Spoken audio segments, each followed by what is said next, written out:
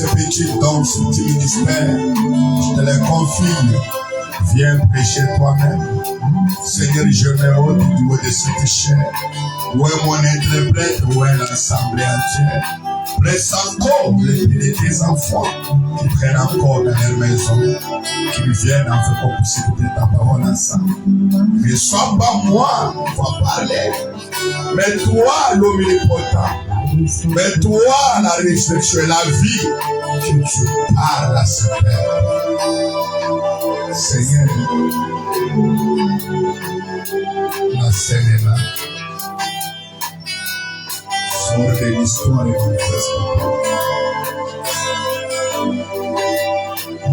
je recommande ton nom, Seigneur Jésus. Amen. Amen. Mais nous devons pour faire la lecture de la Bible. J'ai écouté ou j'ai suivi vos doléances. Comme je vous prenne beaucoup de temps, je vais vous libérer avant. Là, je commence la prédication 11h moins 10. Je ne sais pas. Je commence à 11h moins 10.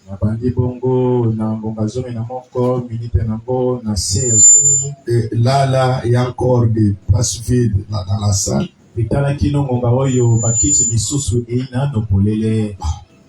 On comprend seulement que c'est la disgrâce. C'est David sous le sang des bouquets de taureaux disait: je suis dans la joie quand on me dit d'allons dans la maison du Seigneur. Et toi, tu es sous le sang du Seigneur Jésus, le sang Emmanuel, le sang de l'agneau, mais tu réclames qu'on te prenne beaucoup de temps.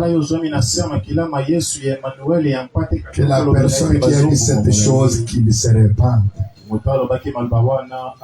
Sokoke na mama yembo omoni batu lokola yonde bazoluka ata minute ya koyoka prière oyoka mateya boy belo kokolo bateke bazozo bisota tango bazozo ya politique te mais ya liloba na nzambe ozoyoka moto akeli o abatela kayo tu réclames ça et la disgrâce. Si je te connaissais, j'allais faire jeûne 20 jours pour toi.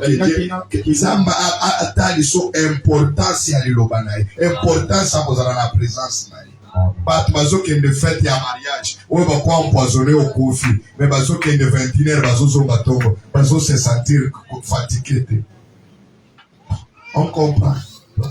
Et Dieu avance avec ceux qui avancent.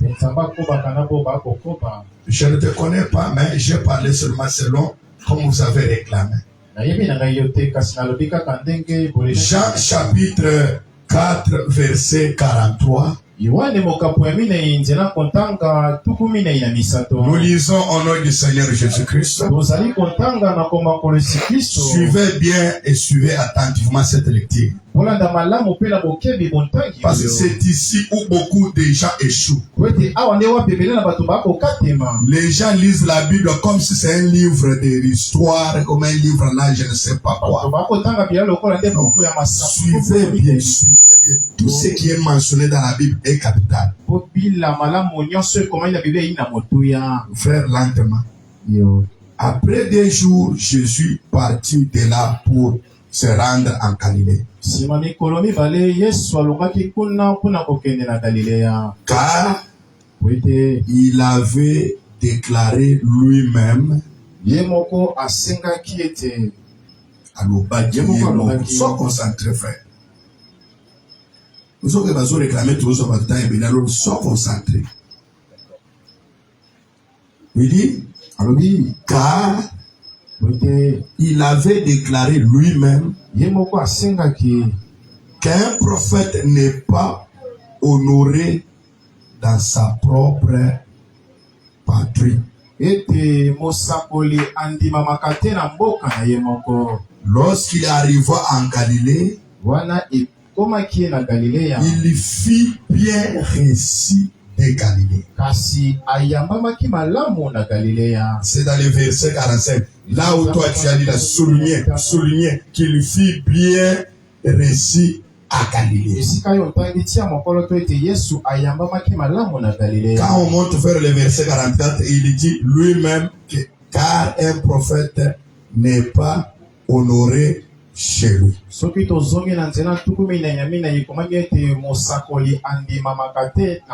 Qui avait vu tout ce qu'il avait fait à Jérusalem pendant la fête. Car eux aussi étaient allés à la fête. 46. Il retourna donc à Cana en Galilée, où il avait changé l'eau en vin. Il y avait à Capernaum un officier du roi dont le fils était malade. Et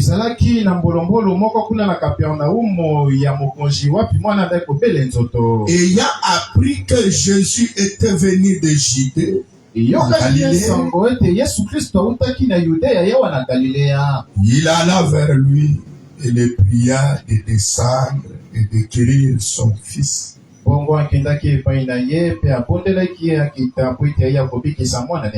fils qui était près de mourir.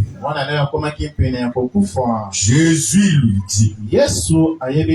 Là, je suis dans le verset 48. Écoutons la réponse de Jésus. Jésus lui dit. Vous, si vous nous voyez des miracles et des prodiges, vous ne croyez pas.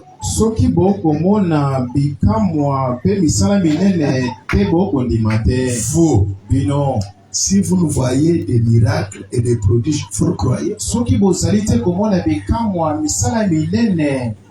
L'officier du roi lui dit, Seigneur, descends avant que mon enfant meure. 50. Il dit encore, vois, lui dit Jésus, ton fils vit. Et cet homme crie à la parole. Amen. Que Jésus lui avait dit. Il s'en alla comme il s'en alla. Comme il descendait déjà, ses serviteurs venant à rencontre et lui apportant cette nouvelle, ton enfant vit. Il leur demanda à quelle heure il s'était trouvé mieux. Il lui dit, hier à la 7e heure, la fièvre l'a quitté. Et le père reconnut que c'était à cette heure-là que Jésus lui avait dit, ton fils vit. Amen. Et il crie lui et toute sa maison. 54. Jésus fit encore ce second miracle lorsqu'il fit venir de Judée en Galilée.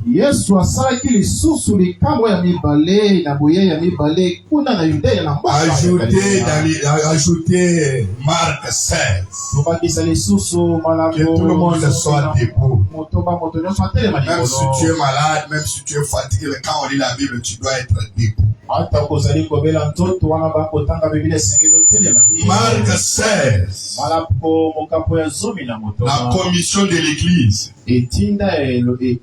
Oui, il leur dit, allez par tout le monde, prêchez la bonne nouvelle à toute la création. Celui qui croira sera baptisé, sera sauvé. Mais celui qui ne croira pas sera condamné. Voici les miracles qui accompagneront ceux qui auront cru. À mon nom, ils chasseront les démons. Ils parleront de nouvelles langues. Ils saisiront des serpents. S'ils boivent quelques breuvages mortels, il ne leur fera point de mal. Ils imposeront les mains aux malades et les malades seront guéris. Le Seigneur, après leur avoir parlé, fit enlever au ciel. Il s'assit à la droite de Dieu. Il s'en alla prêcher partout. Le Seigneur travaillait avec eux, confirmant la parole par les miracles qui les accompagnent.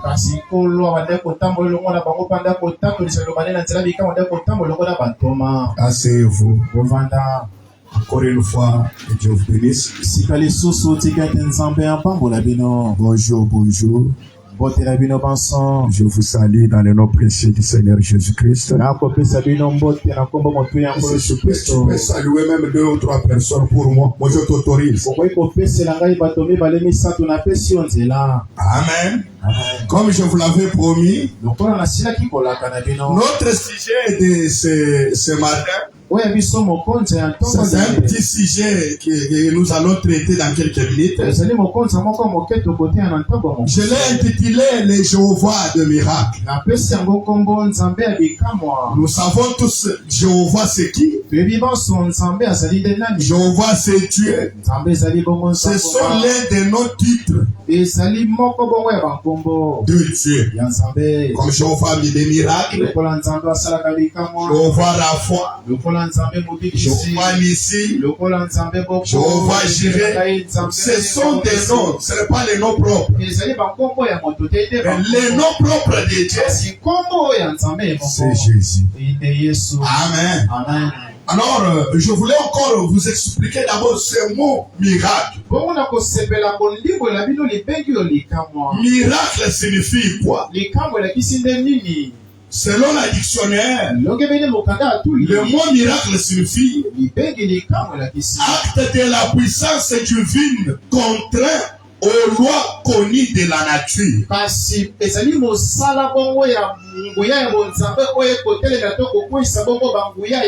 Donc, un homme ne peut pas faire le miracle.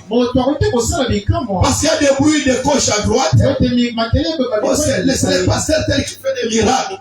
Oh non, c'est Branham qui fait les miracles. Non, frère. Branham n'a jamais fait aucun miracle. Tous les miracles que Dieu, que Branham a fait ou a accompagné Branham, c'était Dieu au travers de Branham en train d'accomplir sa parole.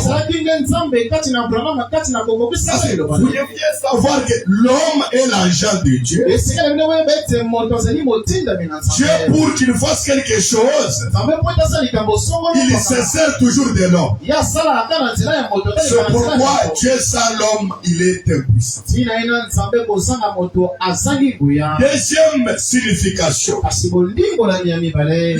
mot miracle, c'est un effet dont la cause échappe la raison humaine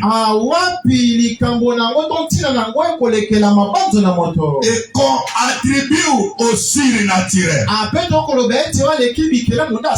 Le miracle, troisième signification, c'est quelque chose d'extraordinaire. C'est un hasard. 5. C'est l'étonnement. 6. C'est la nouvelle naissance. Acclamons pour Jésus. Amen. Alors nous avons une belle histoire ici. D'un officier qui avait un enfant malade. Je voulais encore épingler quelque chose. Mes chers bien-aimés, le plus grand miracle, ce n'est pas la guérison des millions. Le plus grand miracle, ce n'est pas la création des écureuils. Parce qu'aujourd'hui, l'écureuil, c'est déjà, Branham l'a déjà mangé, c'est déjà fini. Oui, Branham dit, Dieu peut te guérir ce matin des myopes. Et demain tu peux mourir par la maladie de grippe. Dieu peut te guérir de la maladie de sida. Et demain tu meurs peut-être de caries dentaires. C'est quoi le plus grand miracle? Le plus grand miracle, c'est la nouvelle naissance. C'est voir un homme qui est un grand bandit qui abandonne les actes de banditisme et qui devient un vrai chrétien. C'est voir une femme qui était tête en l'air, une femme qui avait conduisait celui-là, il a déjà pété. Mais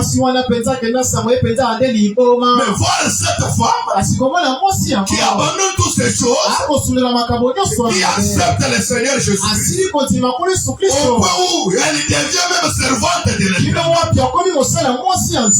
Branham dit, qui est l'homme le plus fort? L'homme le plus fort, ce n'est pas celui qui n'a jamais tombé. L'homme le plus fort, c'est quelqu'un qui tombe et qui se relève encore. Est-ce qu'on peut acclamer pour Dieu? Le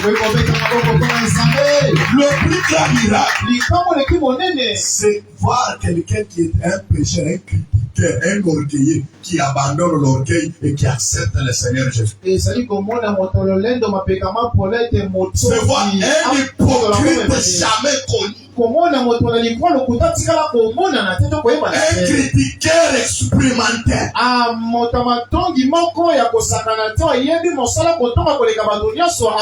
Abandonne tous ces choses et qui accepte Christ. C'est ça le plus grand miracle. Amen. Maintenant nous voyons que ce monsieur, il avait un problème grave. N'oubliez pas que chaque détail dans la Bible doit être sujet de l'enseignement pour nous les chrétiens.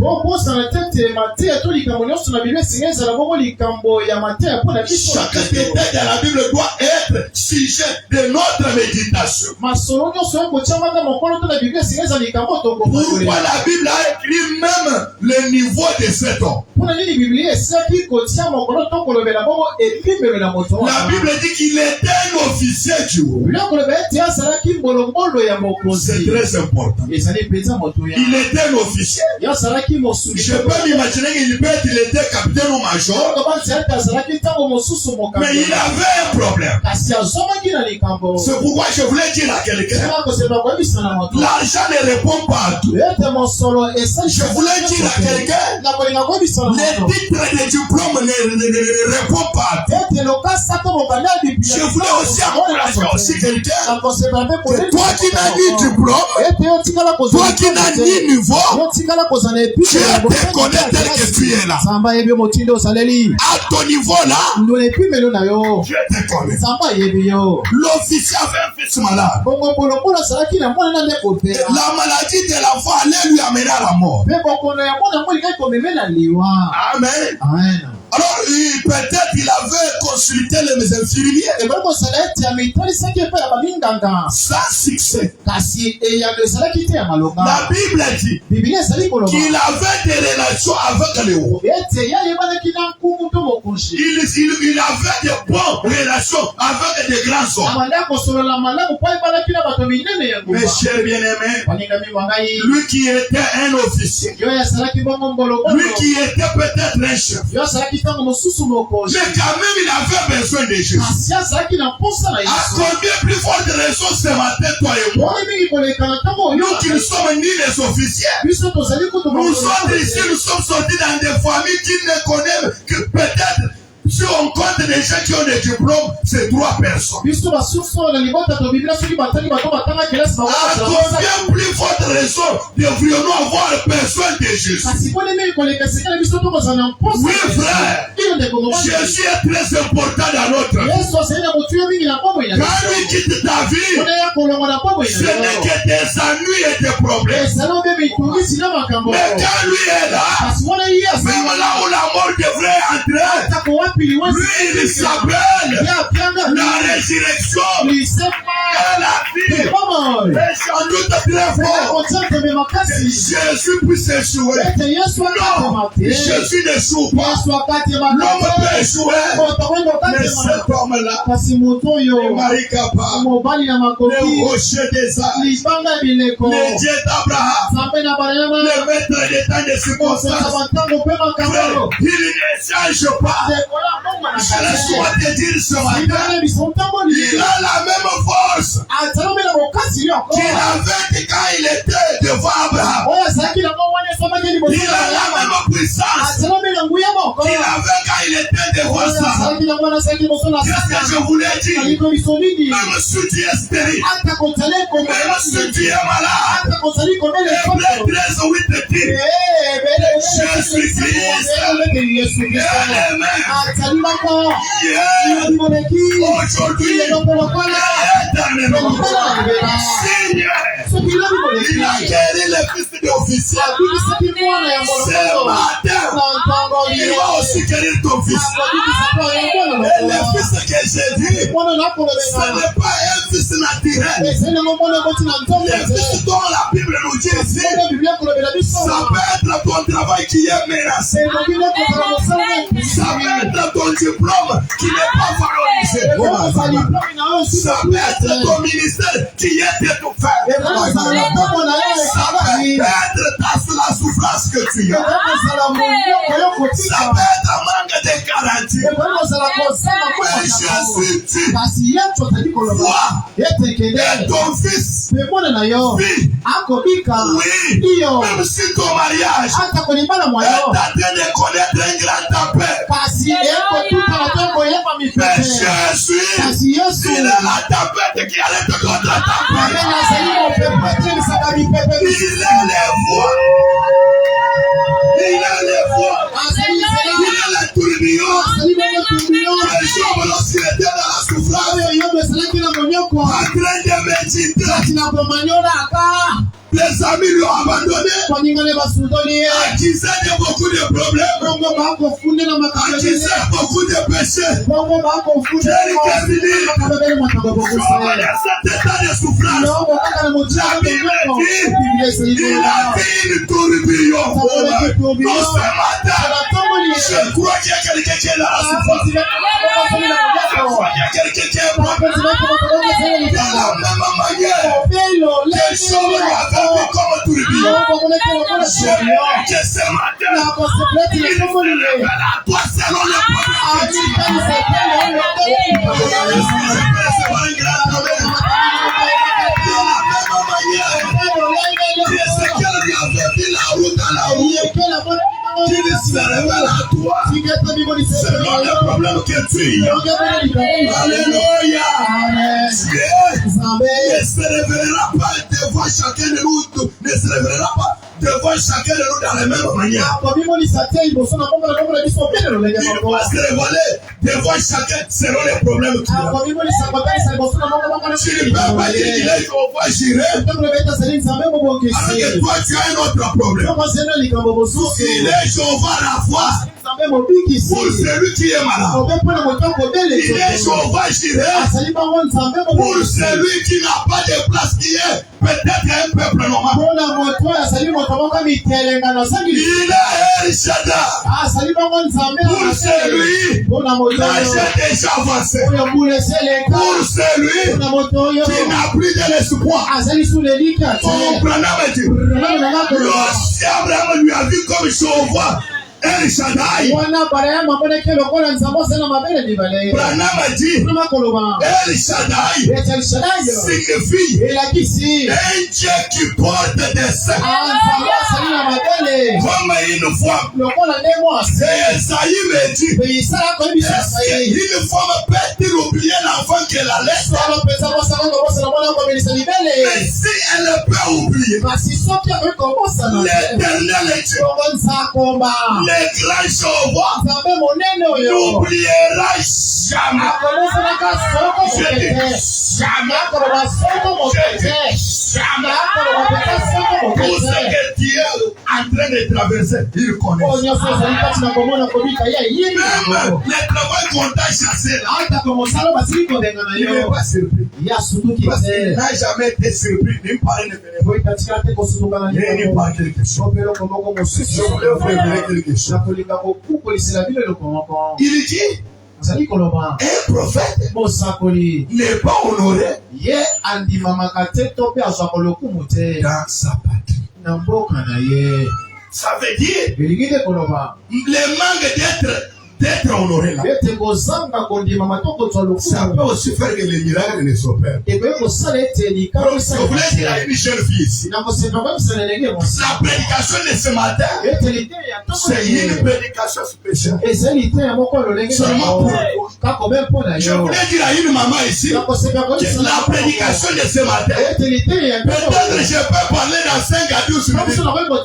Parce que l'homme que je suis en train de parler pour lui, est déjà ici. Mais qu'est-ce que je veux que tu fasses?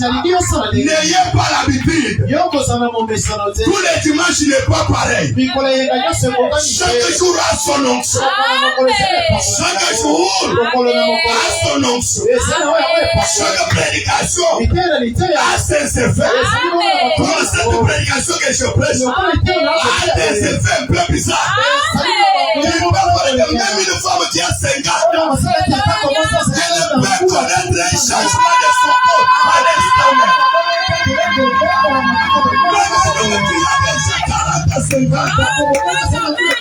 Attrapé par les prostates, emprisonné par les diabètes. Je dis que ce matin, d'ailleurs les diabètes là où il est, je le vois déjà, il est en train de bouger. Parce que Branham dit, la parole vaincra toujours. Jésus dit, un prophète n'est pas honoré. C'est pourquoi Samarie et d'autres parties. Jésus n'a pas pu accomplir beaucoup de miracles.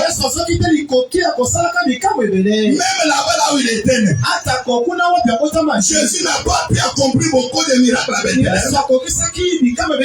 Parce qu'à Bethléem, les gens de Bethléem, ils connaissaient le père et la mère, l'histoire du mariage. C'est quand il y a des choses qui n'ont pas de l'eau. Koyana limesani na makambo nzambe tu. Wote na yeba kiye. Azalaki. Non, c'est ce qui va te faire rater la bénédiction. Notre Dieu c'est un Dieu inhabituel. Mais l'histoire a déjà changé. Non, ici là il n'y a pas l'affaire de Baninga. C'est l'affaire de Dieu.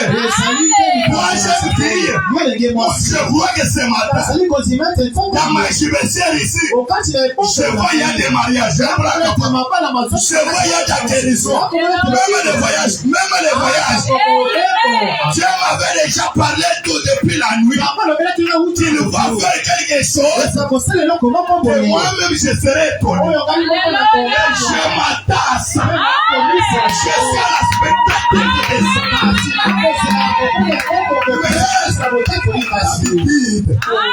C'est un mauvais esprit.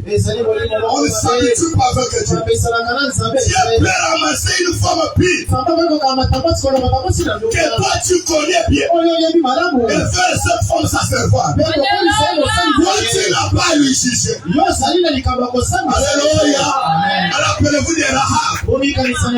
Aujourd'hui, l'arrière-grande-mère de notre Seigneur Jésus-Christ, c'est Rahab. Jésus a sorti dans les lignes de Rahab. Et si Rahab n'avait pas réussi Josué et les autres, il n'allait pas y habiter. Amen. Même ma femme là-bas, quelque chose peut arriver. Je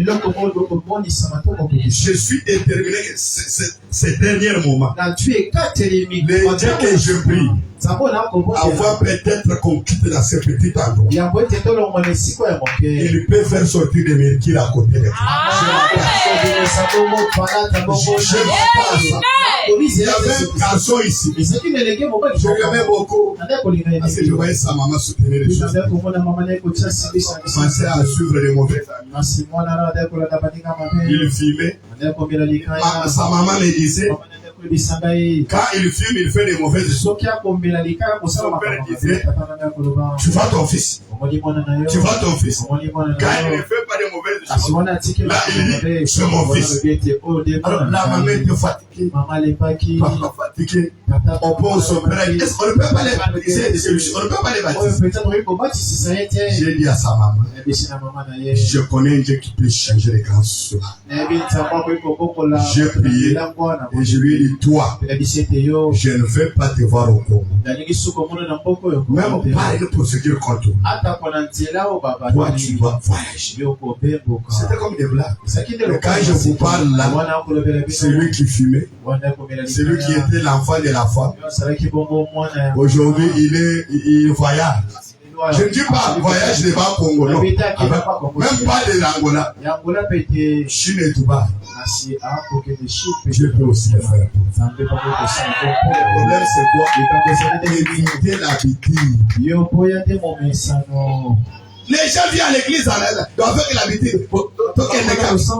C'est pourquoi vous avez gagné le communauté de la Macambianza. Mikolo nyonso ifo nzamba zala ya sika liboso na yo. Soki nzamba komi ya kala, moyo kende su musika. Et Dieu n'est pas grand-père. Et dans les choses de Dieu, il n'y a pas de grand-père. Il n'y a pas de choses de mon fils. Non. L'homme était vraiment fatigué. La Bible dit il a appris. Jésus. Yesu avait fait des miracles. Il avait fait des choses. Et lui, il avait l'argent. Il avait les fonctions. Mais les fonctions n'étaient pas mesurées. Il allait prendre une de guérir son fils. Mais Jésus connaissait ça. Je suis dans une prédication du prophète. Une délivrance totale.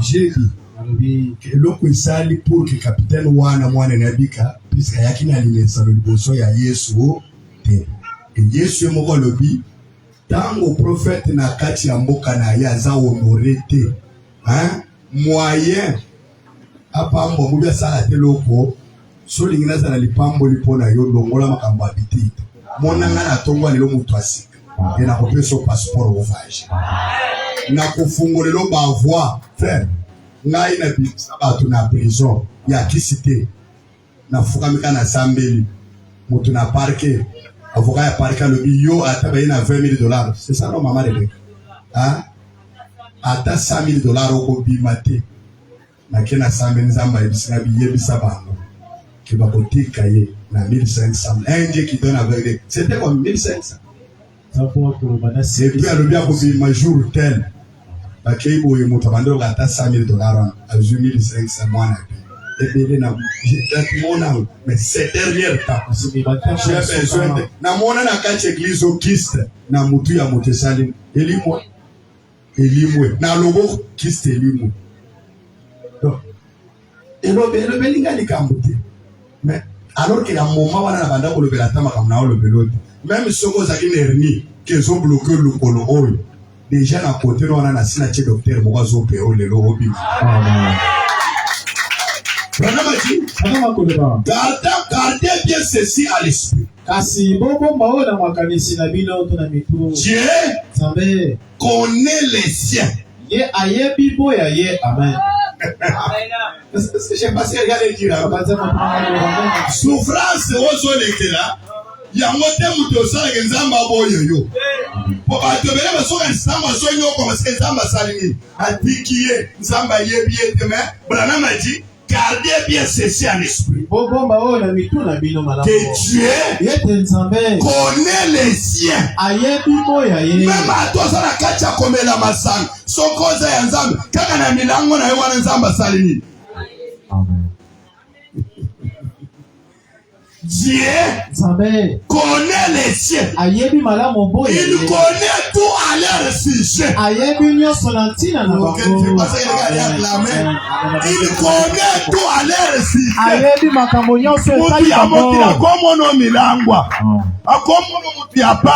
Mais mon prophète dit, connaît les siens. D'ailleurs, il n'était pas venu mourir pour les hommes saints. Jésus est mort pour les pécheurs. Si tu es pécheur, tu gloire à Dieu. Dieu n'aime pas les pécheurs. Il aime les pécheurs. Amen. Dieu connaît les siens. Il connaît tout à leur sujet. Il connaît tout. Même les manques d'argent. Il connaît. Il sait que les enfants. Les enfants n'ont pas retourné à l'école. Il n'est pas surpris. Il sait que ces derniers temps, tu as des mondes de tête forte. Et il sait que ce matin, il est le chauffeur de miracles. Il est celui qui ouvre des voies. Là où il n'y a pas de voies. Il est le Dieu de prise en charge. Il est le Dieu qui peut prendre quelqu'un qui n'est rien et lui placer au lieu du plus haut. Mon bonhomme dit, gardez ça à l'esprit.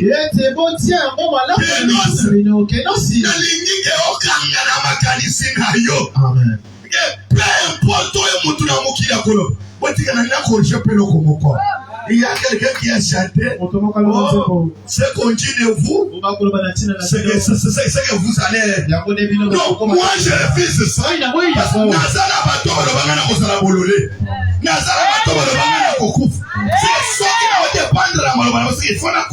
Non, je suis ce que Dieu dit que je suis.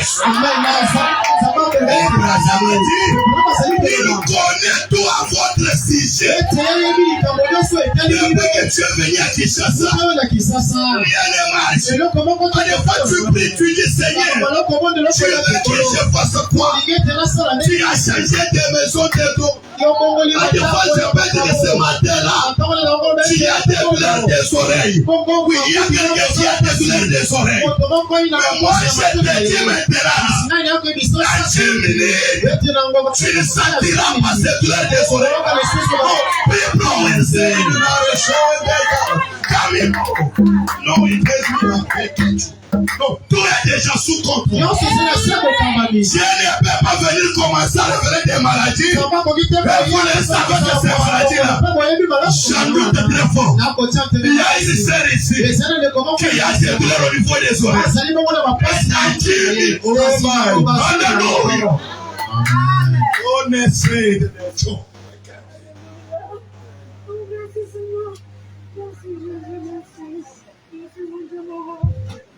Je ne suis pas William Branham. Je suis le répétiteur de William Branham. Je ne peux pas discerner comme William Branham. Branham, il est le niveau le plus haut. Il est petit donc Dieu m'a sonné. Il peut me parler les problèmes les plus graves. C'est la Dieu me fait pas comme William Branham. William Branham, c'est mon prophète.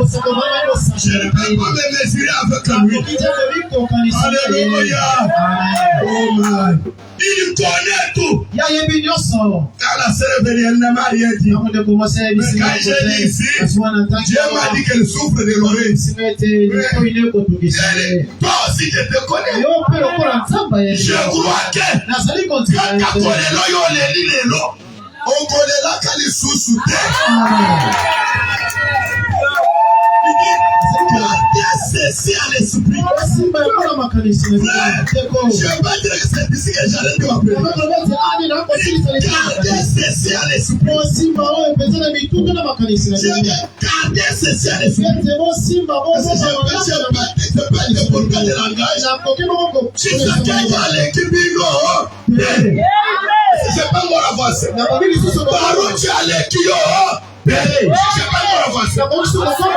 Je ne sais pas avancer. Le Bill Clinton. Ne vous dépasse pas. Mais ce qui réjouit mon cœur, même quand tu es dans cette souffrance, mon Branham a dit, il connaît les siens. Laisse-moi te dire quelque chose. Ne permets pas une personne de mettre point sur votre vie. Aussi longtemps, il y a quelqu'un qui te connaît. Quand tu parles la mal de moi, quand tu prends tes petites décisions sataniques, tu cherches à parler de moi. Dès que tu parles, je n'ai pas moyen de t'arrêter de parler. Dès que tu parles, mais une fricule. Il n'y a pas de point dans ma vie. Parce qu'il y a quelqu'un d'autre. Laissez qu'il ramasse.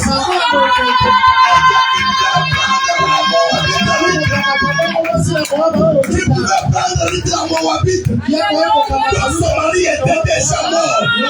Et lui faire rentrer dans un mariage. Puisque ça avait perdu.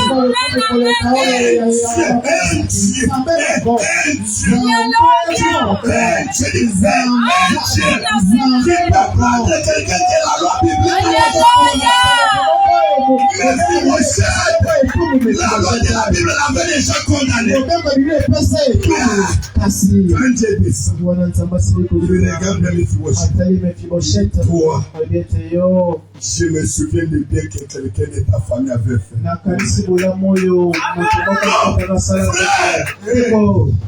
Même si à temps qu'on m'a combattu l'église, même si à temps qu'on m'a causé des personnes sans même si à temps qu'on a cabela mutukoka, ce qui n'a tombé à l'élo, on réessaye de nature. Ce qui n'a tombé à l'élo, que ça m'a cassé pour avoir eu un azekra. Mephibosheth a dit que la moi ça l'a quitté. Mais par famille a Mephibosheth a dit que ça l'a quitté. Mais na bola moi bande ko ne basala nzamba so kende kwa kanisi no nzambe asale loko moko wana lelo mema tata no vandiao oso yoka na solo no nzambe fo futo na c'est côté que était fo futo même atabo jeunesse au pesa ye ataba tubaboyi yo moto sala neza ya ko décevoir. Monsieur est pour dire à quelqu'un qui lui descend. C'est le Seigneur Jésus. Il connaît tout. Même quand tu n'as pas de maison. Yoka. Na ligi moto yo asa locataire va na sauter. Et c'est le locataire qui va sauter. Bible dit. Et second, les hommes des cœurs, car ils hériteront la terre. Okoti kamana na yo na location te. Parce qu'on a humble. Matthieu 5 verset 5. Les humbles des cœurs. Car ils hériteront la terre. Pas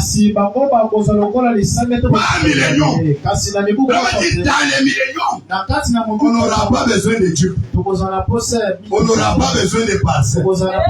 C'est maintenant qu'on a besoin de ça. Branham dit, frère, il connaît tout. Il connaît les siens. Attention la massanga. Attention église de l'État. Attention église à l'arma. Asaya nzambe zamba salini. Mukola kosimba motema ya banda kwa mikolo nyonso eza. Amen. Écoutons ce que Branham dit. La foi, c'est notre victoire. Amen. Amen. Point 13, Branham dit. Chacun de vous, c'est que dans les yeux, olympique ou dans n'importe quel autre exercice. D'athlétisme. Peu importe si vous arrivez les premiers dans la course, mais si vous n'avez pas joué les jeux conformément aux règles, vous serez disqualifié. Vous devez observer correctement la règle du jeu. Il y en a ainsi de la vie humaine. Vous ne pouvez pas violer les règles du jeu, de la vie, et espérer gagner. Vous devez jouer cela en vous conformant à la parole de Dieu, à l'objectif pour lequel vous avez été placé ici. Frère, je veux que chacun cherche.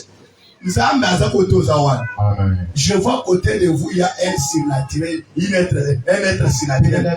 Quand on a sauté, il y a au Branham, il faut tourner et l'eau particulier la mobilité. Quand on va tuer un bon, on va se couper, mais il y a des copains qui sont bons, il faut tourner sur les autres, battre la ganatina. 15, bien. Il y a tant de gens qui ne semblent pas avoir un but dans la vie.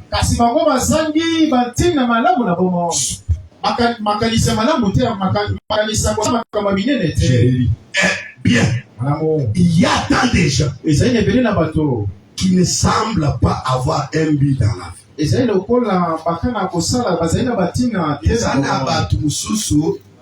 Bazana tina mon côté. Magamino soit ça les bitina nango. Alors que Rose Christian so kende na loge, avant 10 minutes avant d'aller avec le nom à Poutou na 0 temps na jeu qui s'était l'hôtel mbongo zo salani. Mais mon Christ so ya zo ko la bitine. Ah to kende kaka to kende. Alors que soko yebina no bit, ozana bit ozo ye l'église, ala na no na bit. Ata ya liba les habits. Ata ya voyage les habits. Zala na no na bit. Parce que attends à l'osam, ce qu'on s'en met aux habitudes, ça m'a répondu sur base ya. Atabana baza tété les habits, les assiges. Donc mon tozo église sans sujet. Vraiment dit, spécialement ce jour où nous vivons. Maintenant, les gens semblent juste penser que tout ce qu'ils ont à faire, c'est de suivre quelqu'un. D'autres, quelqu'un d'autre, avec les habitudes du monde et avec la séduction que le monde leur offre, juste comme ceci. Si vous allez à l'école, je laisse ça. Vraiment dit, les gens pensent qu'ils sont sur la terre, tout simplement pour suivre les gens. Hey frère, la ligne soki na moya lelo yekotika mutu na mokili oyo oyo abongi na vie babota différent na yote babota ye ndenge baboti yo et soki otelemi na bit na yo wana liboso nzambe okozwa solution ana oyo abotaki na age ya 60 aleki yo te Sarah 90 aleki yo te. Et laisse-moi te dire, si Kabilo kwa kolanda batu, bon, ce qui n'est pas passé, non, il n'y a aucun pasteur qui va vous sauver. Il n'y a aucun pasteur qui va vous guérir. Vraiment, si vous venez, croyant que c'est moi vraiment qui guérit, il dit là, vous avez fait un mauvais choix. C'est lui qui guérit. C'est Jésus. Vous devez venir chez Jésus avec détermination. Croyant que comme il n'a jamais décidé, les autres, il ne me décevra pas. Amen. Je continue. Il dit dans les points 18. Je pense qu'il nous serait avantageux à nous tous de nous asseoir et de nous demander d'abord pourquoi sommes-nous ici? Amen. Amen. Pourquoi nous sommes ici? Mpona nini tozwami awa? Mpona nini Nzambe akoki kosala nzete te? Mpona Nzambe akoki kosala libanga te? Mpona akoki kosala ata soso te? Amen. Mpona asali kaka moto ezaka mpo olela. Alors soki Nzambe asali moto akoki kosala nya, alors ke ye abikisaka nya. Yo so mona liyo akende hôpital, yo so moni leopard lobi nabeli makasi nakende nano atala mutombo dikembe batraite nga. Mais tango azokaka nani atretaka ye? Mais yo hémorroïde et l'émission, fièvre et l'émission. Alors tout ça c'est quoi? Parce que bato bayebi nanu te pourquoi bazala nkaka bato pour nous samu. Si Dieu peut accepter que l'homme coupe une ligne arbre, après quelques mois, cet arbre repousse encore. Qu'est-ce que Dieu peut gagner dans cet arbre? Si Dieu peut donner à manger aux animaux qui ne travaillent pas, qui ne sèment pas, qui ne moissonnent même pas, il faut que les gens aient la moukatombo aux onipo. Est-ce qu'on peut son bongo te? Soki Nzamba zola tisa fololo mikolo nyonso. Amen. Il faut le changer pour les amis jaunes. Est-ce que Nzamba peut son beauté? Est-ce qu'on a dit sauter? Ce gars-là, tu sois repéré de locaux. Acclamons pour Jésus. Nous demandons d'abord pourquoi sommes-nous? Pourquoi sommes-nous ici?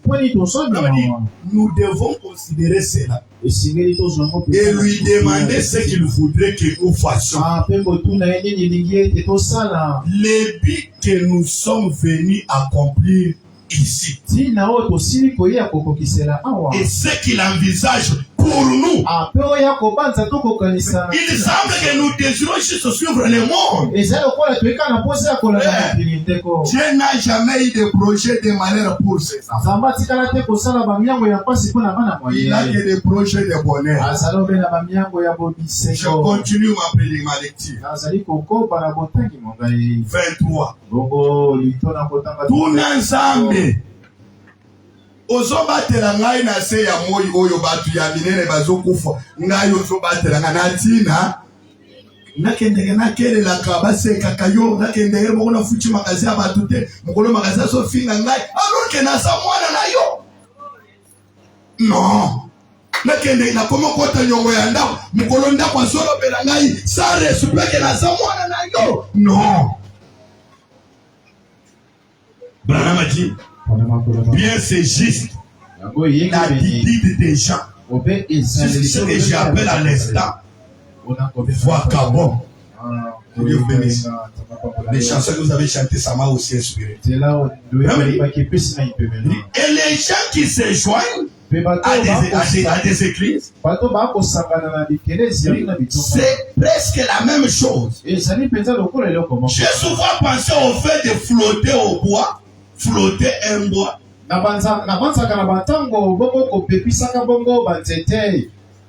bois qui flotte, s'accrocher juste à toutes sortes de saletés. C'est juste ainsi que font les vagabonds. Les vagabonds dans l'église. Nous à l'église, frère, pasteur, moi, ça un miracle à Zalaka.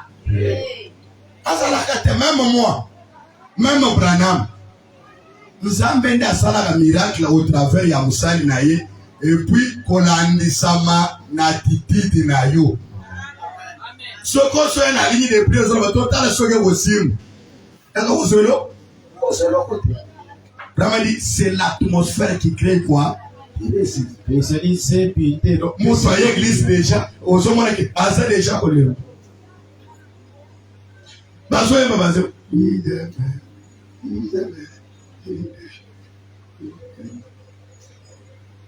Moutouana José, comme passer à Zoté, je vois des miracles, miracles, le Bossali matin. C'est votre attitude, c'est votre atmosphère. Montoyer église, mouki atali monte 12 heures à l'unité. Pas tout faut d'accueil. Mais il s'attend que miracle ça ni.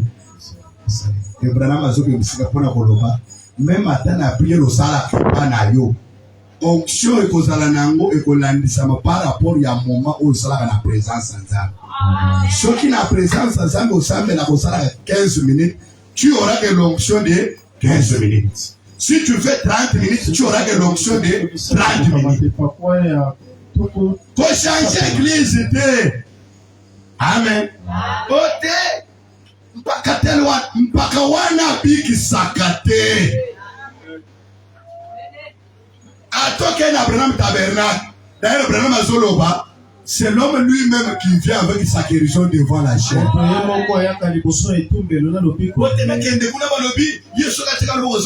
Frère, ce qui nous a mis à ça, nous, au Pambo, en 2024, et qui a tabaché le mot, on a besoin de le bâtir, Lio, au Pambo, à Makakate. Et laisse-moi encore enfoncer. Ce qui nous a mis à Choma Foute et à qui leader était, à tous alimini.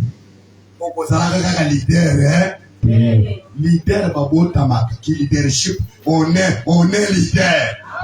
Même makambo à côté comme un bon babota makanango. Hôtel on a moni mama libeti na sote kanga penda kende côté. Oko banda na $1000 okusuka na $10 okimo tikina ba yonga batu na zanga. Brahma dit vous n'êtes pas sauvé aujourd'hui. Vous n'êtes pas sauvé à la croix. Vous êtes sauvé avant la fondation du monde. Vous n'êtes pas venu ce matin. Vous êtes venu avant la fondation du monde. Tu as la parcelle. Ceux qui n'ont pas fondation du monde, qui n'ont voté, opposent à la paix qui n'a voté. Nase ya moi awa mutu moko zeloko ya zalaka avwa azate soki na avwa fondation du monde zaki kulundu ata na mokilo ozalaka nani ata bazuba million na batem bazo so batem passer la tia habiter tout qu'on appelle frère no batem liboso a changer na pesa ndengasi mais soki déjà et que na plan nzambe yo zalaki déjà préparé pour la prédiction frère même à tous se repentir ozalaka pour prédiction. Amen. Ote, bon, monde sabou, la pe fokaka, basa, bayi monanga, frère, on est. Bakoma ka pasteur te me babota maka, pasteur. Bakoma ka prophète te, Branham a vu des visions dans le ventre de sa mère. Branham n'est pas devenu prophète. Il est né prophète. Je ne suis pas devenu pasteur. Je suis né pasteur. Ote appelle l'ingina koma, bakopio ba prophétie à lokuta. Okende ko ba l'église et simbite tikali na nzela, okomotambola na mazopoti awo.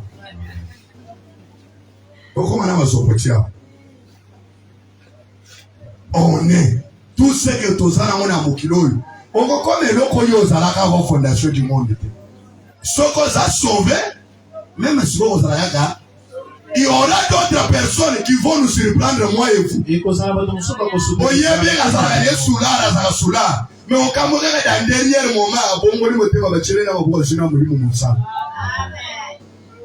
je me rappelle d'une histoire. Branham a dit au Samuel la moissimo. Moi, je suis à la Bazalaka Mibale, tant au bois de Sidaka. Amen. Alors, il y a un coup, de connaître un coup, il y a un tical. Il y a un Zalaka sauvé. Un jour, Branham a dit au Samuel, il a tiré ma boue. Alors, il y a des loups, il y a des loups, tu es guéri. Si ma mère, moi, ça s'aligne. A Koufi Branham a dit, Zam. L'onction a quitté Branham pendant 6 mois. Je vois les gens en train de dormir. C'est Satan qui fait ça. Yo sommes les moutons, mais ça, la femme d'Azola. À des ans, yo sommes les moutons, qui foufou.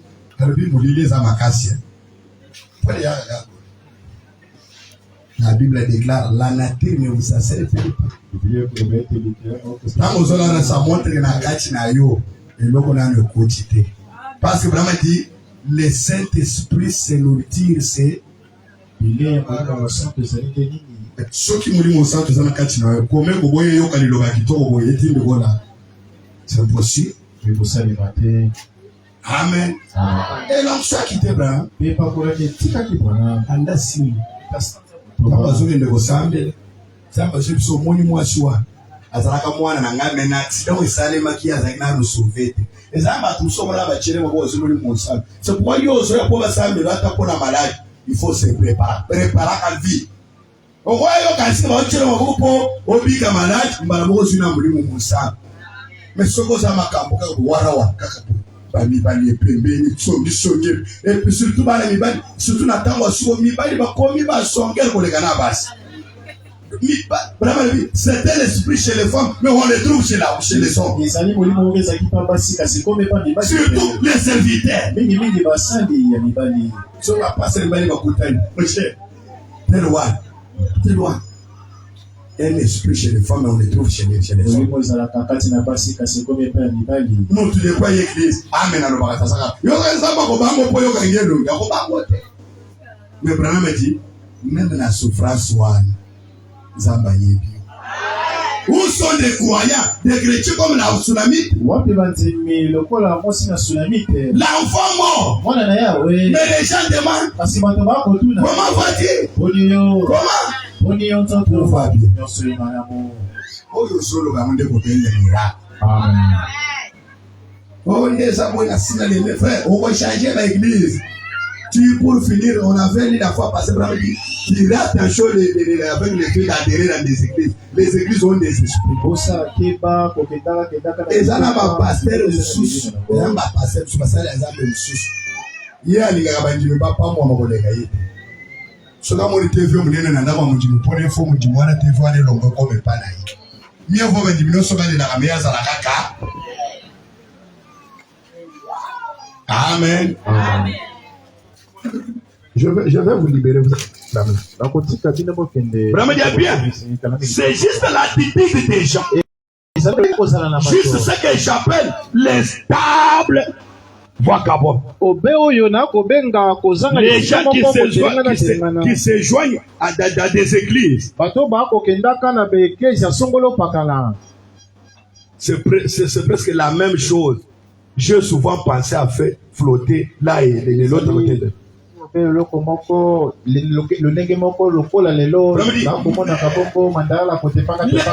vous dire quelque chose ce soir? Êtes à l'intérieur. Vous qui êtes à l'intérieur. Et vous qui êtes à l'extérieur de ce bâtiment. Et de ce jour, vous allez finir à une destination. À une destination. Et ça sera dans la vallée de l'ombre de la mort. Je vous conseille à cette heure-ci de vous préparer à rencontrer les dieux qui devraient vous rencontrer à cette heure-là. Vous la rencontrerez soit comme un chef chef-d'œuvre sur laquelle il a travaillé, comme un escroc ou comme un morceau de bois flottant vers votre destination finale.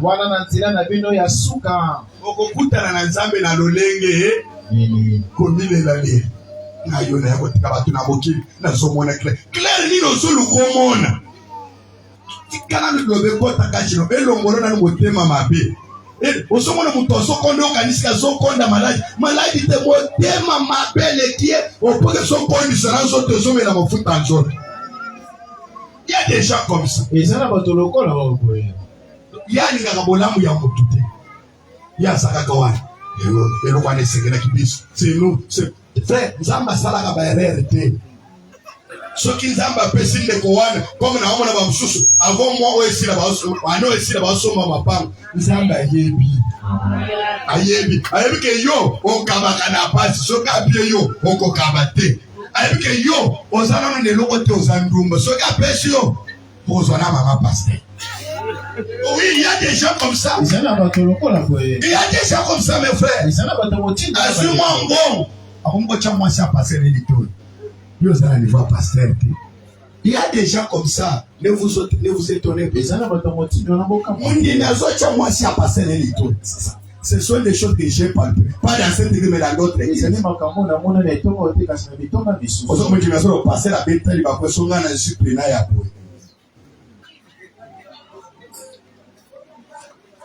Je vous dis, c'est vrai. C'est entre nous. Est-ce quelqu'un comme ça? Nous sommes tous douans. Zamba kosaka mbongo apese bandeko. Mutu nalo oyo so ya zoke zalaka muke. Ata 8000 nana eloko te. Ata 8000 nana ya zalaka kana ngote.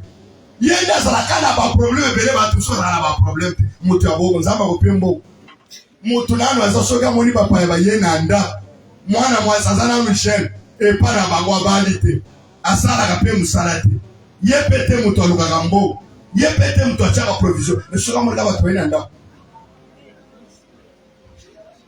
Alambi alake ya kochala. Ni nazoka mabe nasali kumwa pasi, makolo wa pasi, mutu pasi. Noso wana poka amoni batu bayepo servir bangote. Bon, mutu ya motindo wa senye pesa ngani bali na bana mobali ya mbongo ebe batu ya mbongo baza batu bayambaka. Frère, biso na soko na ba don ndenge mokote lukoye ba don ni zamba peso ndo ukingindela. Il y a d'autres personnes zamba pesa kato ya libéralité. Ya zoka baka azoka bizozo, azoka bizozo. À côté ya kate.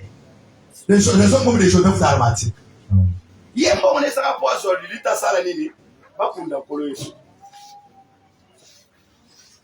Amen. Il y a des gens comme ça. Yo koka boka bakate. Yo nyoso sala ngwesa ka mukie. Pozo ata chemise au pesa ndeko boy na sana ngwe belete. Est-ce que ozolingo yebisa biso lelo nzambe aka mataka mbongo sala nini? Mutu soki balo bino to lingi to ton église na biso ezala quand même boy. Pasteur ngaba ndaka makambo mbongo. Mais nzamba zo pesa mbongo pa muto epe abaka sotena ka musala na ye. Nzamba pio ka mbongo oya zo bénéficier telo côté. Mutu na liboka mbongo boy. Azo so na wasa j'ai des problèmes. Je ne Nzamba kopia au tes frères. Même à toi le passer la bombe le baboy pour nanine. C'est ça, c'est ça. Pour bino banjimbolingi ba le bino vérité. C'est ça. Muto azokaba, j'en doute très fort gazan lambo. Parce que le bon coin est pesa. Akatakate. Amen. Yo kabakate, jeune fille mobile. Jeune fille mobile. Ata 3000 pesa pour la magamboza. Era nangana ngo. Zamba kopioka mbongo ndio kopioka no. Frère, secret ya kopangwama kabaka. Depo chaki kaka boy. Nalu ngana kanisa telecom à 5000. Et comment on appelle 5000? Mais on coûte un peu nani akopia biso ça apesi. Akopia biso ça na tapesi. Kapitale les ofulu amakanga ya ngomo. Mais yo mtu zolo kokangisa kangisa. Maboko boy. Et vraiment dit prépare. Bato ya maboko boy wan nde bakeleka ba trouble na église nde ba réclama kebele auprès ya église église a salé la ngai église a son en charge je suis serviteur je suis servant mais tout n'est qu'est-ce que toi aussi étant comme serviteur et servant que tu fais pour l'église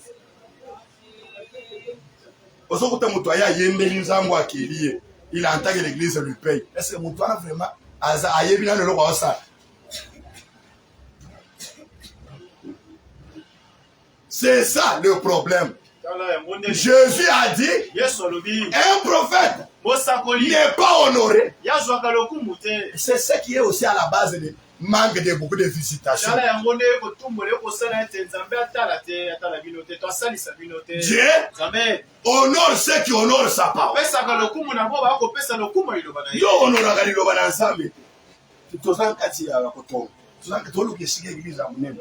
Talaba ni mso evangelii banda na moyo. Yo zaka kaya bango akele tana sima zo sigana na kati. Tozangi bakisi. Munana bo somele biso bakisi.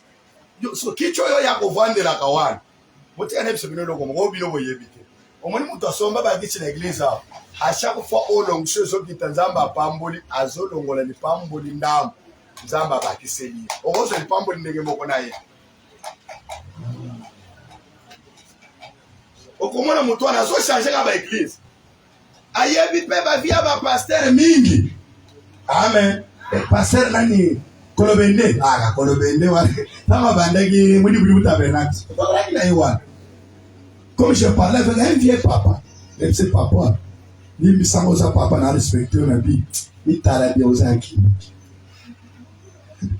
pasteur na bi ya solo yo azolo ba pasteur mo abi misenga pela ni ro pasteur ba rucha bengi pasteur ba rucha yambie ayabi yepe papa you na kasa ba black na chen oji na vodi achini o parle solo bako o ya pena fa papa bato bazoutakemena bazo priya baruchi bazozwa lupi yo habibi soto za ancien tango na ekolandela kuna na C1 nzoka nda teta bana bato ya basi kuna babenga na ye meme kuna frère nayoki na bi niveau baruchi eza autant tokota na vie na frère okosala mabe lelo. Et surtout dans l'église, comme l'église du message comme ça. Keba na acte nyonso opposé. Keba. Ngai tango na banda kokola. Papa na banda bisanga lobi mwana na ngai. Sokika. Papa na bisi omoni batu ya message. Bazalaka na mutu moko likolo wana. Bazalaka na nino boy. Soka okeosu sere ya message osakani na ye mutu wana zwi bakango milu. Et non, quoi, on a collé dans son banganango. C'est un message. Ok, il est temps où il faut combattre. Mais tu vois quelqu'un dans le message, à des fois, il est marié, à des fois, il a fiancé ou sous. Mais on ne peut pas qu'il briller c'est rabat. Et ceux qui sont esprit faible, à Rosopé, à Sakalinaye, et s'il a des minaniers, il y a un gros bimi inquiété. Le mal que tu fais aujourd'hui, ça va t'aider. Soko de vierge na bato levitika solo ba folu ka mbongo ngendo sala nini ufuta virginité wana soko sali angote zamba kusungo kubota pia yope c'est que l'homme aura semé c'est que l'homme va récolter tu sèmes les vents tu récoltes les vents tu sèmes les mains comment pouvez-vous croire quelqu'un qui sème les mains s'attend à récolter les biens on sème mimi et qu'on a taillot bateau ça m'a voyé donc yo on s'appelle l'ongimi balé acclamons pour Jésus. On s'aimait ma belle. On comprend ma belle. On s'aimait l'ol. On comprend l'ol. Comme je dis, je suis contre les gens qui flattent comme une bois. Les potos ce matin à Kobanga Moutou. Côté ceux qui n'ont été anciens de l'Okumbe, ceux qui ont le frère. Yo ti le rozo banga se di lukumbe mutozo ya moni nzambe zamba lobele ya bipapo za na nzambe na moni nzambe mais anse soki moni gati frère mwanzo botika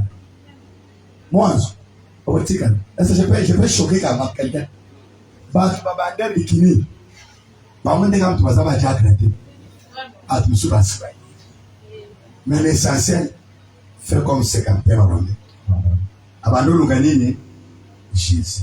What's that problem? Lukan Zambi. Nous avons notre secret pour les abattements. Nous avons le moyen de fonctionner. Nous avons les sous-églises. On t'a tout. On ne vient pas à l'église pour des fonctions. Si il y a un musulman na boye na vie na ngamu de gens de la pasteur. Nous sommes notre enfant de ce frère, ceux qui n'a vie normale au récit, quand il y a qui passe le récit, bandana au récit na vie normale, vie où il y a chaque jour. Au récit, est-ce qu'on a vu où on est qui passe là? Il y en a qui ça, on a un peu à coller. On se va. Qui ça, maintenant, il faut que les États-Unis. Les États-Unis, on a besoin de travailler le collaborateur. bandana ko maîtriser vie ao maîtriser na ao yeba pria kufuta ndako c'est alors voyez ko somba lopango. Acclamons pour Jésus.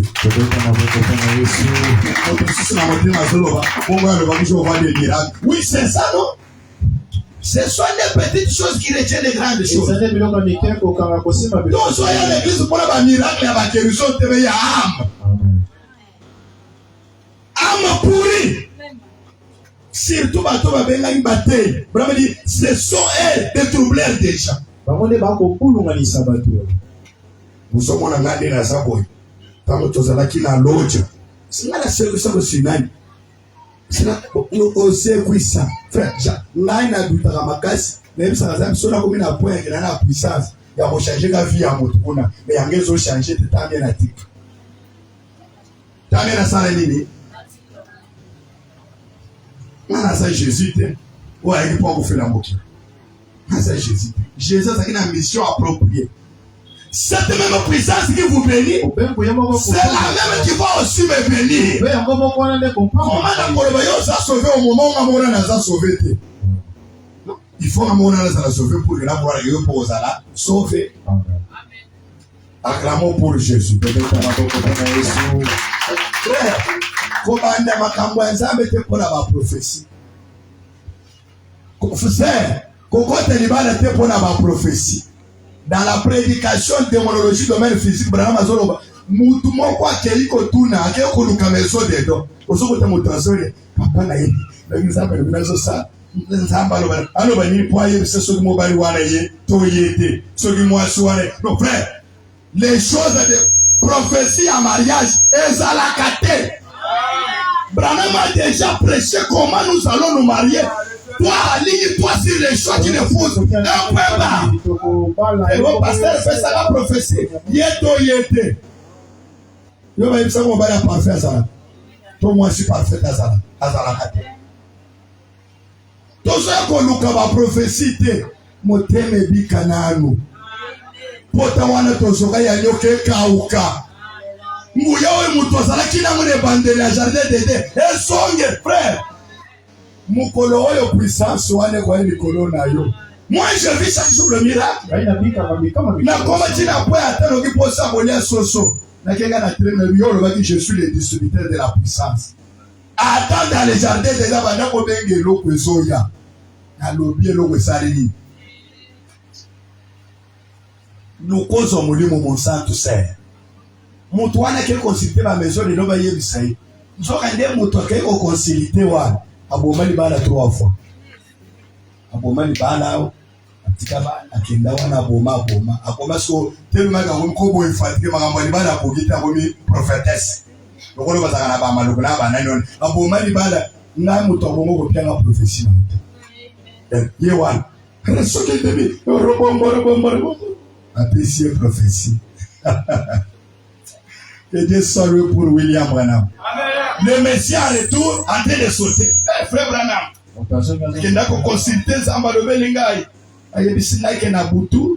Donc Zamba va visiter la ligne à butu. Moi sinaïe. On va kabwana na ya qui n'a pas taliban. Aboma libala na kota libala. Aboma libala na kota msus. Moi c'est chéri. Limbisangai. Na Zamba wa sinayo. Tozongela na kaka tout. Alors oui na limbisio. Soit la mkina na pongi. Et donc on va dire ça les frères, nous donnons prophétie, mais mango devant grand prophétie. C'est ça. C'est ça. Nous donnons ce que l'autre zone sango. Mais mango. On a mali, na moni frère Olini, au frère Deki, akufi na nazumu tukanayi. Frère, zongi sango nano awo. Zongi sango. Well, mon frère, oh, yo, vous faites un autre exemple pour yo zayangai. Yo, mon frère Isaiah Kofi, so ngana zuma sina kitoro kitoro. So kumota. Frère, combien? Yo, vous voyez yo zo lingela ngabu. Mon frère Chena Kofi so na mwasina kitoro.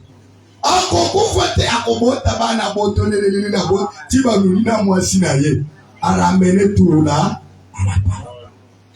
era ye pa Branham bena matali era di ta fe Branham le lo na moni bonzambe le bonzambe woneza bonzambe ote na kendeke pa mama prophetess moko boye ayebisina boye taona kena lali boye Branham yango ata naza mobola na kotika message ya Branham te na kobima ka sham yo soko kobima ale dans la paix du Seigneur zona kitikende na po esika le tika la ta vie de to kanisa bo lisusu frère accueilli aye pa Branham atala le frère omoni moi so apesa ko prophétie lobi dès le départ source oyo ya yeza kanal na ye ezamabi aboma déjà mabala mbala misatu nzamba ko utiliser canal ya bongo te frère Branham yo yebe wendeni alobi omoni lisusu yo lokola mwasi no so bomine libala akeya ko ti mabala misatu soko songisiye etana yeso comme plus pur que auparavant azongisa on a lim timum yoko o ya wepesi comme un pasteur divorcé côté je suis pasteur ndengeni Bible zoloba que mouton soit supéré aux ala vrai doit être un homme marié d'une seule.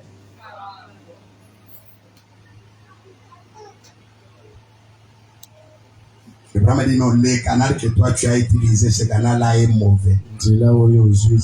Nasuka, ce que je conclusion à la Bible, le Brahma zoloba que toute vision ne vient pas de Dieu.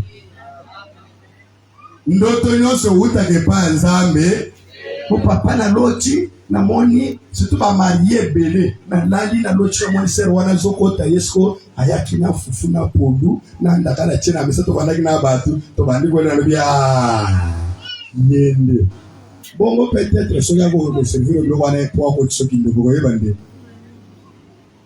brami toute vision ne vient pas de Dieu. Amen. Amen. Tout vision ne vient pas de Dieu.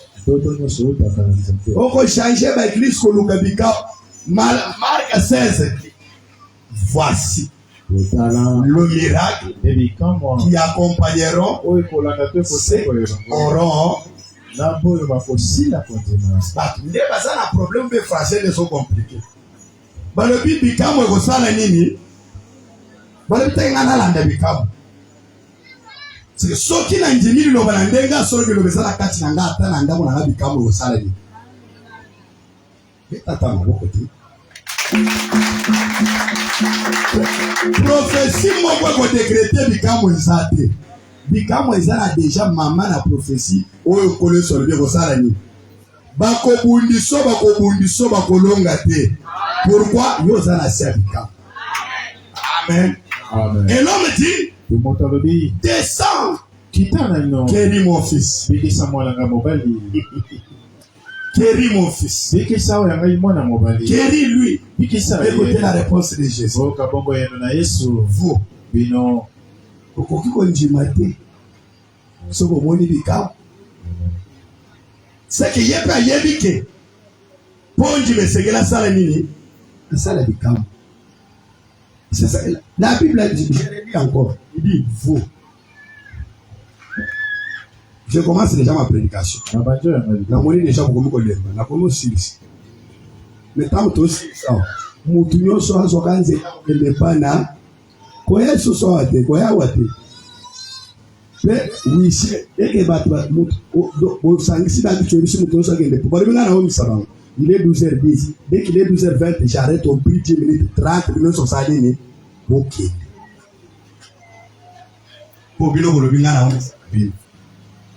La Bible dit, Jésus lui répondit. Il dit, si vous nous voyez des miracles et des prodiges, vous ne croyez point. Si vous nous voyez des prodiges, vous ne croyez pas. Frère, de Dieu. mwana nzambe ya solo Son cœur ne sera pas satisfait à écouter, on lui parle d'un Dieu historique. motema na ye kosepela te koluka balobele nzambe Branham a dit, programa koloba à quoi te sert le Dieu d'Élie ekosunga na nini nzambe s'il n'est pas le même ce matin? soki azangi kozala moko ntongo À oyo quoi te sert ekosunga o na nini le Dieu de John Charit nzambe ya John Charit s'il n'est pas le même ce matin? soki azangi kozala moko ntongo oyo Le fils de Dieu, mwana nzambe ya solo un véritable fils de une véritable fille de mwana Dieu. mwasi ya solo ya nzambe Mon Branham a dit, programa na nga azali koloba ne restera pas calme ete akotikala nie aussi longtemps qu'il n'a pas palpé son propre miracle. wana nano amoni to asimbi to aye Et ce matin, pe na ntongo oyo je lokola surnomme cette journée, akopesa mokolo c'est dimanche miracle spécial. ezali mokolo ya maboko bitano ya kokosela John Charit elikano ya John Charit ne va pas me faire de bien. ekosala ngai bolamu moko te Je suis dit à ces officiers, yesu ayebisi mbolombolo wana vous ne croyez pas? ondimaka te Si vous ne voyez pas de miracle, soki bomoni bikamwa te qu'est-ce qu'il dit? bedili alobi Il dit, foi, alobi ete nkende ton fils vit. mwana na yo ayi na bongo Oui, ce matin, iyo ntongo oyo il est l'unique azali lioko et le seul mpe moto moko qui a le dernier mot. po aye na liloba ya suka Quand lui parle, wana ya koloba même la mort, ata kokufa elle s'écoute. esengeli ete yo Quand lui parle, wana ya koloba même la stérilité, ata kobokoma ça s'écoute. esengeli yo Pour ça que je vais ce matin, wana na leo nalili mon to frère, ma soeur, ndeko na ngai tu as parlé, yo lobi mingi tu as dit ton problème au chien, yo peteli tu as parlé au chien. yo peteli Il faut que tu commences à te parler toi-même dans la rue. lokomi koloba Je te dis ce matin biso ntongo qu'il y a quelqu'un ezali moto moko qui a le dernier mot. ezali liloba ya suka Un mot venant de lui yoko kowuta na peut ye changer ta vie. ekoki kokola Mais je voulais qu'ensemble qu'on dise ceci. lokoto loba oyo boye Je voulais qu'on dise ceci. elingi ete toloba molobo boye Oh Dieu, nzambe je voulais qu'on dise ceci. elingi ete toloba molobo oyo boye Oh Dieu, nzambe dis seulement, yo loba kaka dis seulement, yo loba kaka même un mot, ata koliloba moko même de loin, ata kola mosika ma vie va changer. momo elenge kokongwana Oh Dieu, nzakomba dis seulement, loba kaka un mot, liloba yoko même de loin, ata kola mosika ma vie va changer. momo ibangama Est-ce qu'on kokongwana peut acclamer pour Jésus?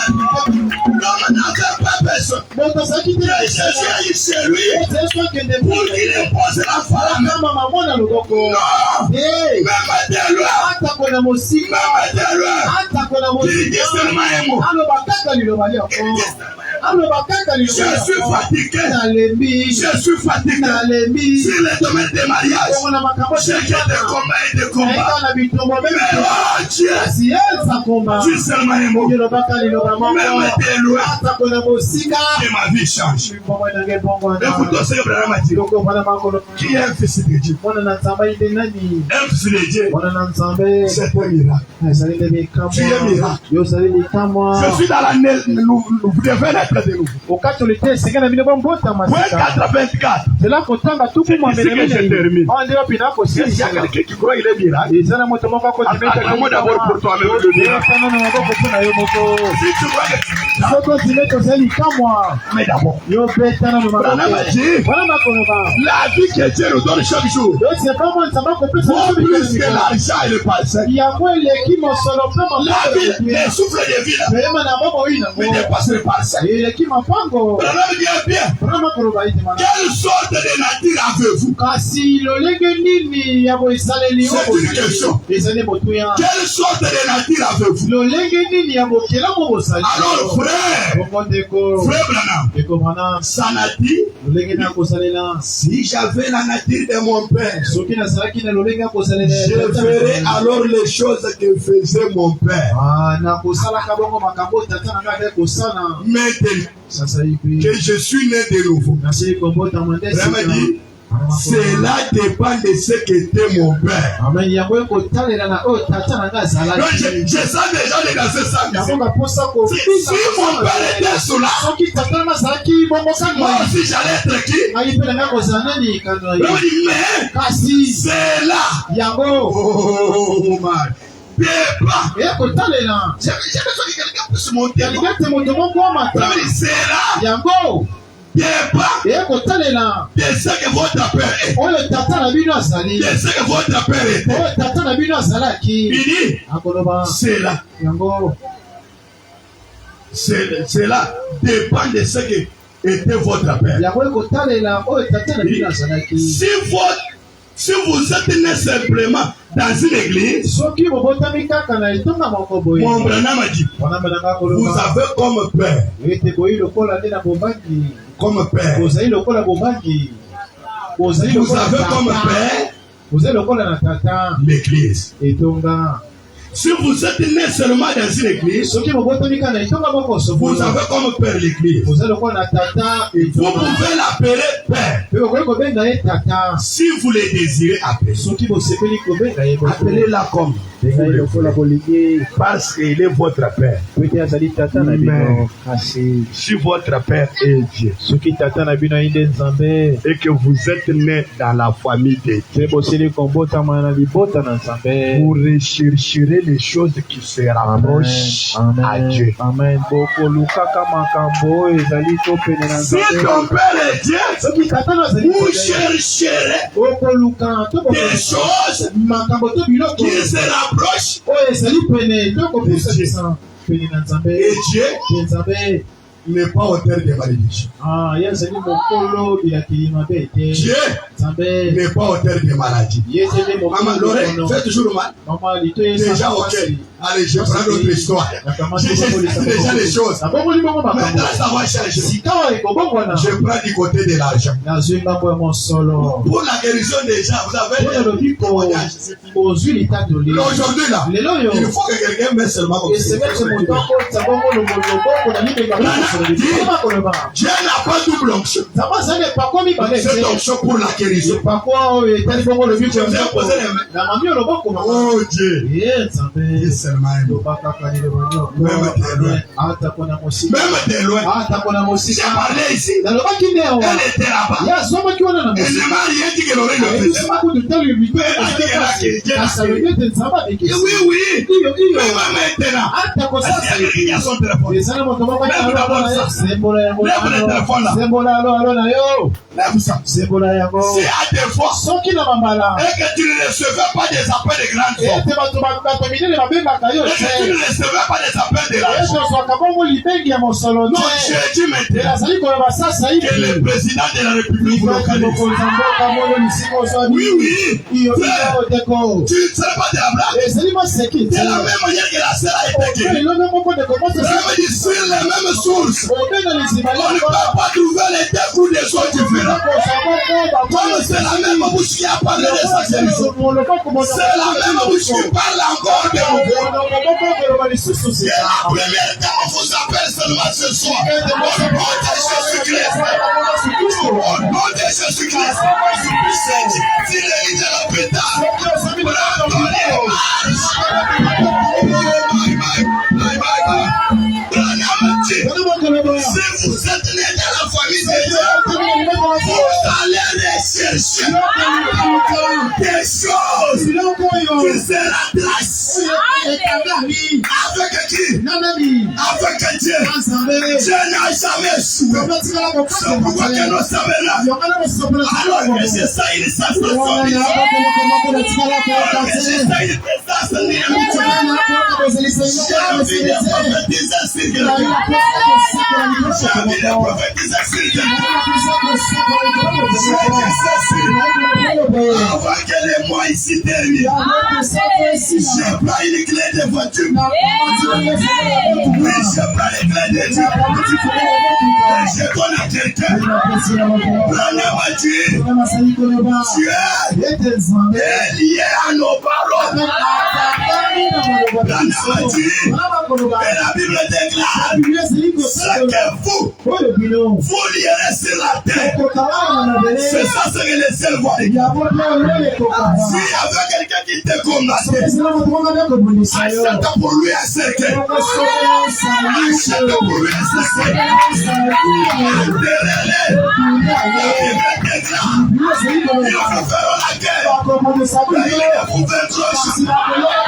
La Bible déclare, ils viendront sur un seul chemin pour vous attaquer. Ils seront dispersés. Ils sont déchirés. Il y a mon problème. L'église est sécurisée par les tropotages.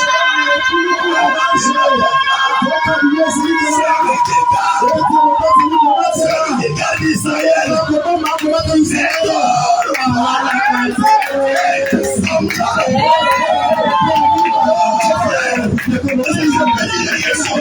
la Bible déclare, si Dieu est pour toi, si Dieu est pour toi, si Dieu est pour toi, si Dieu est pour toi, qui est cette sorcière, si Dieu a déjà décidé, comme je le vois ici, il est signé, tu vas changer cela, tu vas changer cela, donc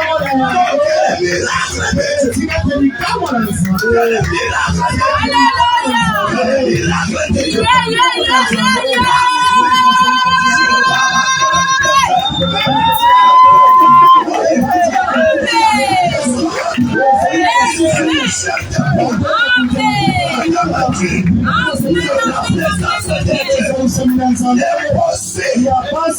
N'existe pas.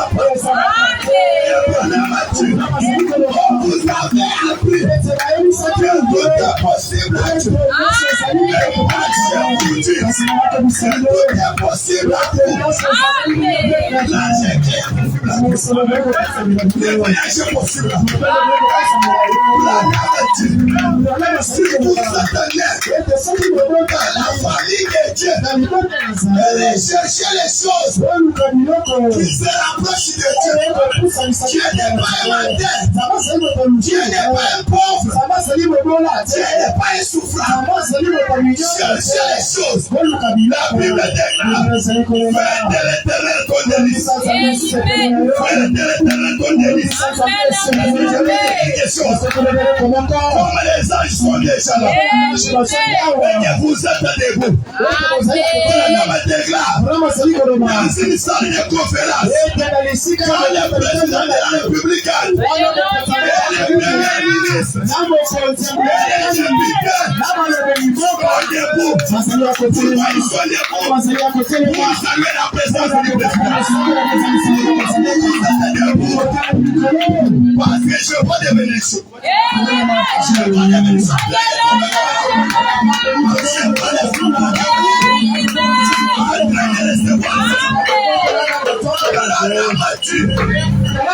Cherchez les choses qui se rattachent de Dieu. Dieu n'est pas stérile. Dieu n'est pas auteur de maladie. Dieu n'a jamais créé des mauvaises choses. Est-ce que je peux dire quelque chose? Je parle ici. Les jumeaux. Il a besoin des enfants. Tu peux les laisser. Tu peux les laisser. Même les garanties d'une année de voyage. Peut-être les donner. Prononce la parole. Prononce la parole. Et je vais l'accomplir. La nature. Recherche les choses. Quand il y a des chambres salotes. Puisqu'il est le Dieu de la terre.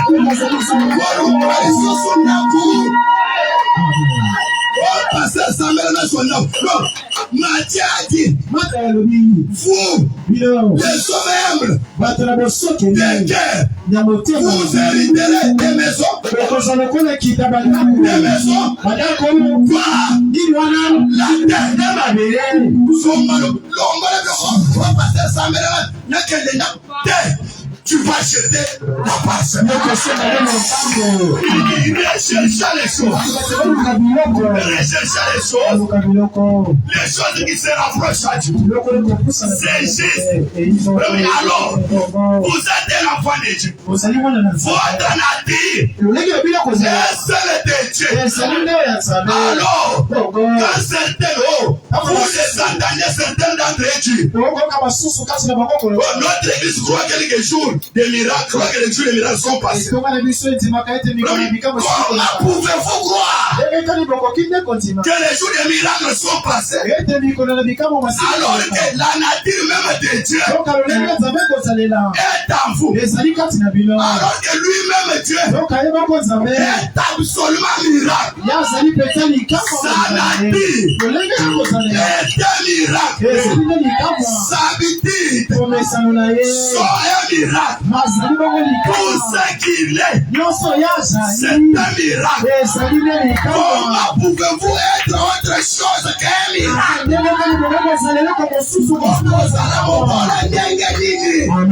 Parce que Branham a dit, comment pourrez-vous être quelque chose d'autre si ce n'est qu'un miracle?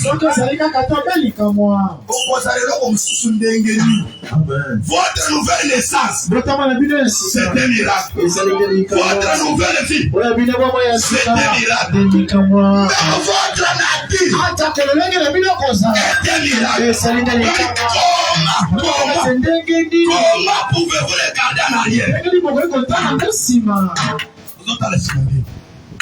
Aux autres, à la chemin, allez de l'avant. Là où les autres ont tombé, toi tu ne vas pas tomber. Là où les autres ont échoué, toi tu ne vas pas échouer. Oui, notre Seigneur Jésus, le Seigneur des rois, le patron de notre église, le fondateur de Kéros Tabernacle, il regardait les tables, il dit au chien, détruisez ces tables. Il y a 3 jours, je vais les construire. Est-ce que je peux exagérer? Je vais Dieu. Tu peux prendre un homme terre. Mais dans 3 jours, il sera construit. C'est ça l'idée que je te prêche. Détruisez cette âme. Dans 3 jours, je les construire. Merci. Je regarde les tables. Je vais mettre parler de lui-même. Il parlait de son corps. Il dit Satan, tu ne peux pas toucher à ma vie. J'ai le droit de prendre ma vie et de le prendre encore. Satan dit tu m'as. Il est entré dans les champs. On l'a tué. Il est mort. Premier jour, les femmes en train de pleurer.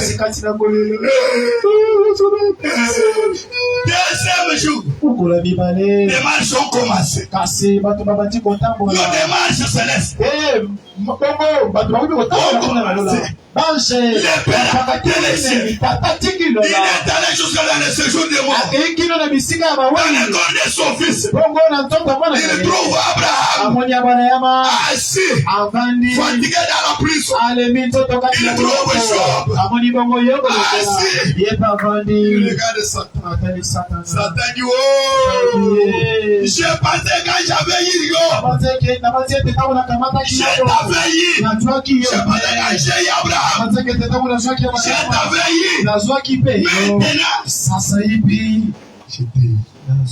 il regarde Satan. Il dit, toi, tu dis que tu m'as haï. L'ancien des jours. Le boxeur de notre acte. Champion, tu m'as dit, il regarde Satan. Satan distrait. Alors que de l'autre côté, Abraham dit Salah. Alléluia. Viens voir. Le Kéros Tabernacle. Même si tu n'as jamais vu tes visions. Même si tu n'as jamais prophétisé. La prière. Il est ouvre les yeux de quelqu'un. Afin qu'il voie sa tête assis. Non, j'ai été ici là. Je sens qu'il y a une personne ici. Je sens qu'il y a un homme ici. Alors on a Satan. Coup de genou. Autre coup. Genou. Au sabot. Il dit où est Abraham? Où est Job? Sortez. Sortez. Sortez. Ils sont sortis. Babima qui.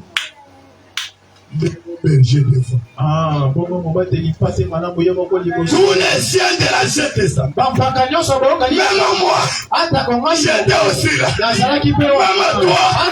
Tu étais là. Quand ils sont sortis, nous avons commencé à chanter. Bonté éternelle. Oh. Et gloire. Les anges ont demandé qui est le roi des rois. Quand est-ce qu'il était déjà sur la terre? Mon frère, Dieu, il va te surprendre.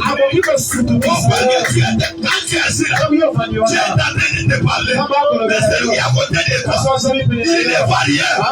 Je sais que tu es en train de voir quelque chose. Tu es en train de voir des liens. Mais celui à côté de toi ne voit rien. Les anges ont dit, qui est le roi des gloires? Nous lui avons répondu. Il vient de terminer la bataille. Il vient pour se reposer. Dieu, parce que moi-même j'étais là. En train de chanter. Nous avons la victoire. Au nom de Jésus-Christ. Nous avons la victoire. Frère, il dit, maintenant. C'est ici le problème. Oui, je vous dis que après ce match comme celle-ci, dès que Jésus monte, le Père lui dit, mets-toi à ma droite, que je fasse exterminer. Que je fasse exterminer tes ennemis. C'est pourquoi tu as un sorcier, tu as un magicien, averti de la commission de l'âge, confirmé par un prophétie, et une sauge, Shorto, Guillaume, qui ton nom de Jésus, Shorto, hémorroïde, faiblesse sexuelle, nom de Jésus, Shorto, le descend dans les vagues, descend dans les vagues, chef dans les pièges spirituels, j'enlève cela, je parle ici, même si dans les règles étaient bloquées, ça va sortir à l'esprit, nous avons réussi le pouvoir qu'avait Jésus. Aujourd'hui, les titres des propriétaires incontestables que l'homme avait perdu à la voix du 7e âge, cela est restitué dans l'homme. Le 7e saut, c'est le 7e saut qui ramène Jésus sur la terre. Jésus n'est pas au ciel. Jésus est sur la terre. La divinité n'est plus au ciel.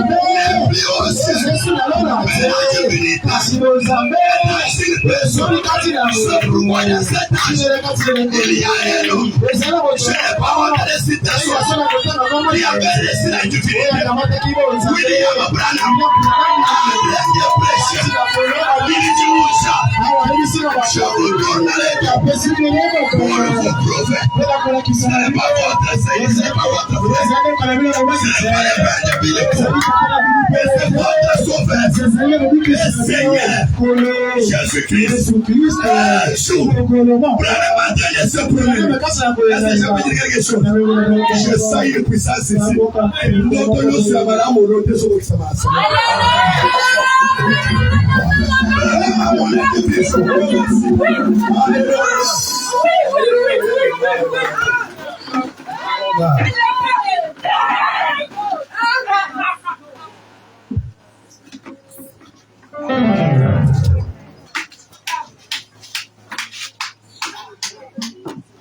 Nipa kwika lani zabibu Yesu Sami wakubi kila jabwano Chatatuni Chiba jabakena Sami wapa Ilamato Sami wako Kiswani Oh, wakalekalewa Natukura bure Wakuyemena